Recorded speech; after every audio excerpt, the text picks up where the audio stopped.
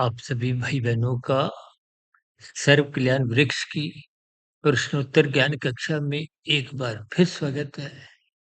अभी कुछ रोज पहले हमारा एक वीडियो ब्रह्म मुहूर्त ज्ञान उपदेश कक्षा में प्रसारित हुआ था कि तमोगुण का वास रजोगुण में बना ही रहता है, छिपा ही रहता है। उन सभी स्थितियों को कुछ हमने तर्कपूर्वक विभिन्न उदाहरणों द्वारा स्थितियों पे कुछ प्रकाश डाला था। उसी वीडियो से संबंधित ही किसी भाई बंधु ने एक प्रश्न रखा है कि क्या तमोगुण का जो एक वास है वो रजोगुण में ही रहता है या सतोगुण और तमोगुण में क्या-क्या स्थितियां रहती हैं? देखिए, जब तमोगुण की स्थिति है उसमें तो उसका प्रत्यक्ष रूप से ही अपना एक विशेष बल वाला बना ही रहता है, क्योंकि शास्त्र बार-बार कहते हैं ये तीन गुण तमोगुण, रजोगुण, सतोगुण नित्य हैं, जड़ है। एक गुण प्रधान होता है, दूसरा गौण, तीसरा अति गौण। तो इसका अभिप्राय क्या है कि सतोगुण की अवस्था में भी ये तमोगुण रहता है, लेकिन बहुत ही छोटे स्तर पे होता है, क्योंकि अति अति शब्द लग जाता है ना, अति सूक्ष्म। जबकि रजोगुण में तमोगुण सूक्ष्म स्तर पर होता है, क्योंकि स्थितियों को सापेक्ष दृष्टिकोण से समझना है। और शाम को सूर्य के ढलते तो तमोगुण का स्वयं का ही एक बोलबाला बना रहता है, मौनात्मक स्थितियां बनने लगती हैं। अक्सर आपने देखा होगा, सूर्य ढलने के बाद कुछ मौनात्मक स्थितियों में लोगों का एक शराब पीने का सेवन भी दिन की तुलना में बहुत गहरे तल पर ये शाम के बाद रात्रि में आरंभ हो जाते हैं। देखिए, स्थितियों को आप जितना जितना ज्ञानपूर्वक, तर्कपूर्वक अपने अनुभव के आधार पे भी इन पर थोड़ा चिंतन करोगे तो स्थितियों का बोध होने लगेगा। तो शास्त्र बार बार कहते हैं कि तीन गुण तमोगुण, रजोगुण, सतोगुण, ये तीनों गुण जड़ हैं लेकिन नित्य हैं। इन तीन गुणों के ज्ञान विज्ञान को तो स्वयं भगवान श्री कृष्ण जी ने गूढ़तम ज्ञान से संबोधित किया, और इसी ज्ञान को ही हम रहस्यमय स्थितियों से भी अलग अलग इनकी स्थितियों पर कुछ प्रकाश डालते हैं।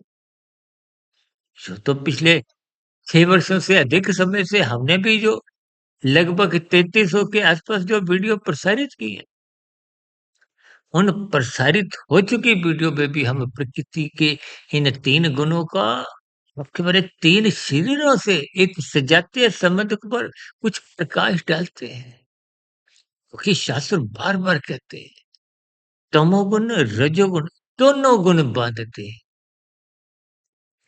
सतोगुण केवल मुक्तिदायक है। इसलिए बार बार शास्त्र कहते हैं सत्संग करो, सतोगुण का संग करना सत्संग की स्थिति। अक्सर लोग सत्संग की स्थितियों को वृद्धावस्था से जोड़कर कुछ भ्रममय स्थितियां उत्पन्न कर देते हैं। ये अलग बात है कि देखिए, वृद्धावस्था की दहलीज में पहुंचते पहुंचते आपका मेरा सतोगुण विकसित होने लगता है। माता के गर्भ में शिशु निर्माण की प्रक्रिया में तो तमोगुण प्रधान होता है, शिशु अवस्था में भी तमोगुण प्रधान होता है, किशोरा अवस्था तक तमोगुण की प्रधानता तो बनी रहती है। किशोर अवस्था में कामुक इंद्रियों का विकास आरंभ होता है तो रजोगुण का प्रवेश बढ़ने लगता है, और युवावस्था में आते आते ये रजोगुण ही नाचने लगता। इसीलिए शास्त्रों में देखिए, जो 16 संस्कार गर्भाधान संस्कार प्रथम संस्कार है और अंतिम संस्कार मृत्यु के बाद की स्थितियां हैं। दोनों ही स्थितियों में जन्म लेने वाली जो एक शरीर की स्थितियाँ हैं, जहाँ आत्मा का प्रवेश गर्भाकाल की स्थिति में अभी हुआ नहीं होता और अंतिम संस्कार में आत्मा का प्रस्थान हो चुका होता है।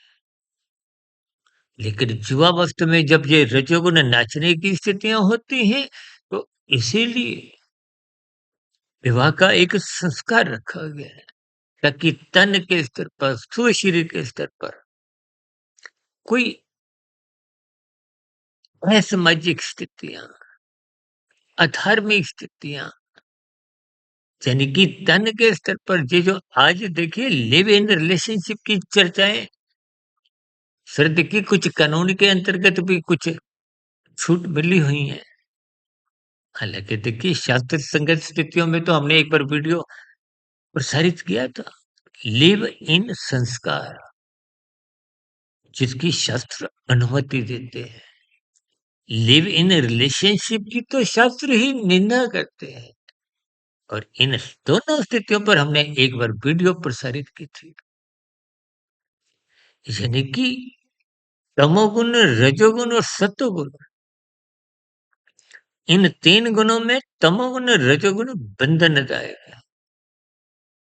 और कहीं-कहीं हम रजोगुण को 0 की स्थिति से और तमोगुण को हानिकारक स्थितियों से जोड़ देते हैं और सत्वगुण को लाभदायक स्थितियों से जोड़ते हैं।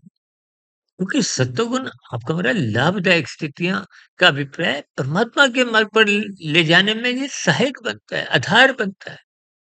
और सत्वगुण जितना मजबूत होगा, उस मजबूत नींव पे ही आप कर्म योग, ज्ञान योग, भक्ति योग रूपी साधना की जो इमारतें हैं, वो खड़ी कर सकते हैं। जिसको केवल और केवल मनुष्य योनि में ही बना पाना संभव है। शेष योनियाँ तो भोग योनि है। उन स्थितियों में तो देखिए, ये जो साधना की स्थितियाँ हैं, कर्म की स्थितियाँ, ये तो आरंभ ही नहीं होती। मनुष्य से नीचे की जितनी भी योनियाँ हैं, 80 लाख प्रकार की, उन योनियों द्वारा जितनी भी क्रियाएँ होती हैं, वो प्रकृति की प्रेरणा से होती हैं। उनका कोई नया कर्मशः नहीं बनता। कुत्ता यदि हमें काट लेता है, तो उसका कोई पाप कर्मों का क्रमशः नहीं बनता। यदि किसी कारणवश हम कुत्ते को पीटते हैं, तो हमारा पाप कर्मों का क्रमशः बनता है। और ऊपर की योनियां जो कि सात्विक मानेगी, वो परमात्मा की प्रेरणा से हम मनुष्यों को विभिन्न प्रकार की एक सुविधाएं कहो, देखिए प्रकृति की व्यवस्था विभिन्न प्रकार की स्थितियों द्वारा समझाएगी। वेदों का ज्ञान तो देखिए मूलभूत रूप से आपके हमारे जीवन के दिशा निर्देश है।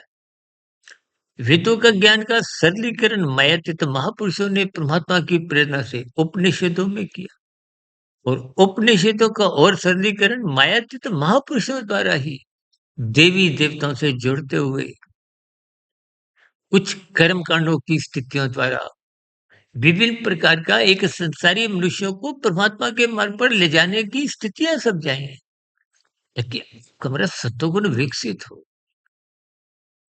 यानी कि कुल मिलाकर सत्वगुण मुक्तिदायक है। रजोगुण को अक्सर हम जीरो की स्थिति से जोड़ते हैं। ये समय की बर्बादी है, मौज मस्ती की स्थितियां, ये रंग रली की स्थितियां, ये खेल तमाशे, सर इन सभी स्थितियों में एक साधारण संसारी मनुष्य तो उलझा ही रहता है। और मैं तो यहाँ तक समझता हूँ कि कलयुग में तो इन मौज मस्ती की स्थितियों की प्राप्ति के लिए, इन राशि सुखों की प्राप्ति के लिए, ये गंध रस रूप स्पर्श शब्द जो कि तामसी सुख है, इनकी प्राप्ति के लिए भी मनुष्य कानून का उल्लंघन कर जाता है और पाप कर्म करने से भी हिचकता नहीं है। जबकि ये सभी राशि स्थितियां तो अल्पकालिक क्षणिक सुख देते हैं। संसारी 5 भोग्य विषयों का जो सुख है, वो संसारी रसगुल्लों के समान है। और रसगुल्ला मुंह में रखते ही कोई लंबे समय तक कोई सुख नहीं देता। आप उस सुख को पकड़ भी नहीं सकते, होल्ड नहीं कर सकते। देखिए स्थितियों के अर्थ, भावार्थ को समझने होंगे। यानी कि दिन में राजसी स्थितियों में ये जो तमोगुण की स्थितियाँ हैं, ये छिपकर यानी कि रजोगुण में छिपी रहती है। इसीलिए राजसी मनुष्य बार-बार कानून का उल्लंघन भी करता है और पाप कर्म भी करता है, क्योंकि तमोगुण छिपा हुआ है। वो छिप-छिप कर ही बार-बार आपके हमारे अंतःकरण में प्रवेश करता है और कानून का उल्लंघन, शास्त्र विरुद्ध पाप कर्म करवाया जाता है। और ये जो शाम को सूर्य ढलने के बाद की स्थितियाँ हैं, इसमें तो स्वयं प्रत्यक्ष रूप से वो खुलकर तमोगुण के इर्द-गिर्द आने लगता है। ये मनात्मक स्थितियाँ, तभी हम बार-बार अपनी चर्चाओं में कहते हैं रात को जल्दी सो जाओ और सुबह क्योंकि सतोगुण की स्थितियाँ हैं, विशेष रूप से ब्रह्म मुहूर्त सूर्य निकलने से पूर्व के 2 घंटे 40 मिनट की स्थिति। इसको हम बार-बार कहते हैं, संग करो, संग करो। देखिए सतोगुण का संग करना तो सत्संग है ही है, लेकिन ब्रह्म मुहूर्त में उठ जाना अपने आप में एक क्योंकि वो सात्विक स्थिति बहुत ही अधिक शुद्धतम स्थिति है। अक्सर हम तमोगुण को 1, रजोगुण को 10, सत्वगुण को 100 से संबोधित करते हैं और विशुद्ध सत्वगुण को 1000 से।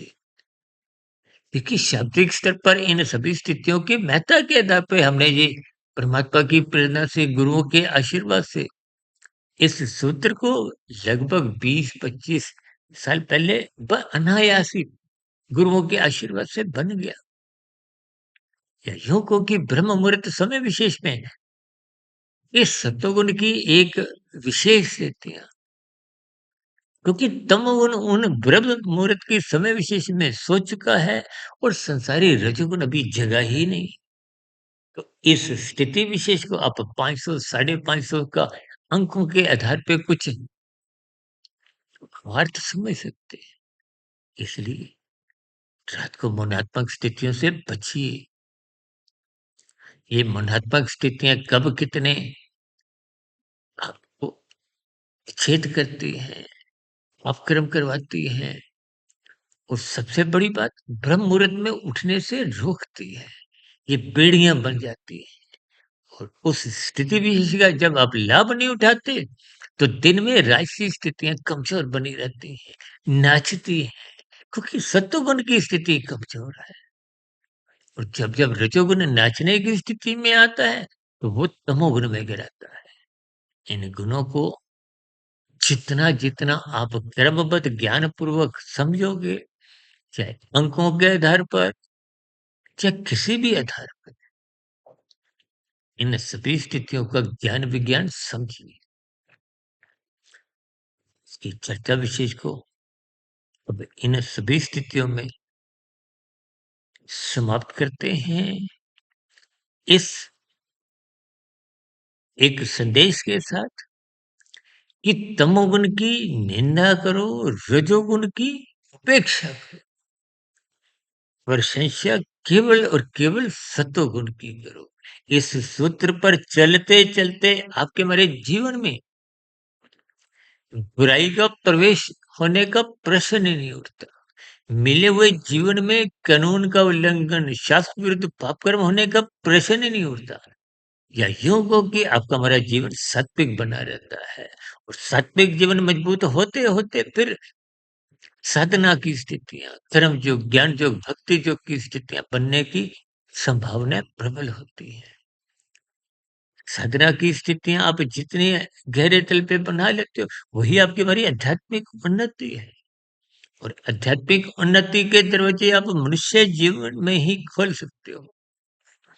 इन सभी स्थितियों का लाभ उठाएं और तमोगुण की एक निषेधात्मक स्थितियों से अपने आप को सदा बचाते रहे, जिसका एकमात्र उपाय सत्वगुण का अधिक से अधिक संग करना, ब्रह्म मुहूर्त में उठना, ताकि रजोगुण मर्यादित स्थितियों में रहे। इन्हीं शुभकामनाओं के साथ चर्चा विशेष को यही विश्राम देते हैं। कल सुबह ब्रह्म मुहूर्त ज्ञान उपदेश कक्षा में और दिन में आध्यात्मिक ऑक्सीजन की लघु ज्ञान संदेश कक्षा में फिर मुलाकात करेंगे। तब तक आप अपने आध्यात्मिक मत सुधीर भाटिया फकीर को इजाज़त दें। फिर भी आपके मन में कोई नया प्रश्न उठ रहा हो, आपके प्रश्नों का, सुझावों का और कोई आपत्ति या शिकायत का भी नीचे दिए गए कमेंट्स बॉक्स सदा ही स्वागत। चर्चा विशेष को ध्यानपूर्वक, धैर्यपूर्वक और गंभीरतापूर्वक सुनने के लिए सभी भाई-बहनों का बहुत-बहुत धन्यवाद।